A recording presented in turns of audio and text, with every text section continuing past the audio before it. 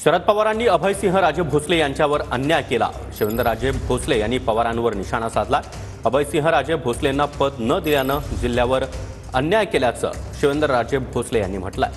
शरद पवारांनी त्यांना का बाजूला ठेवलं माहिती नाही असं देखील शिवेंद्रराजे यांनी म्हटलंय। पवारांनी एकंदरीत त्यांच्या काळात बालेकिल्ला असलेला राष्ट्रवादी तुम्ही होता, त्यावेळी अन्याय केला असं वाटतंय का? मग जसं महाराजांच्या नेतृत्वाचं नुकसान झालं तसं महाराजांना पद दिलं नाही म्हणून जिल्ह्याचं पण मोठं नुकसान झालं।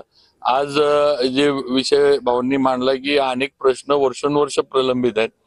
जर महाराजांसारखा नेता जिल्ह्याचं नेतृत्व त्यावेळेला जर दिलं असतं तर हे प्रश्न नक्कीच सुटले असते। आज उरमोडी धरण भाऊसाहेब महाराजांनी केलं। आज भाऊसाहेब महाराज होते म्हणून ते 9 TMCचं धरण झालं। आज त्या धरणातनं सातारा, मान, खटाव सगळ्यांना पाणी मिळते आणि म्हणून आज हे नुकसान जे आहे ते त्यावेळेला जिल्ह्याचं नुकसान झालेलं।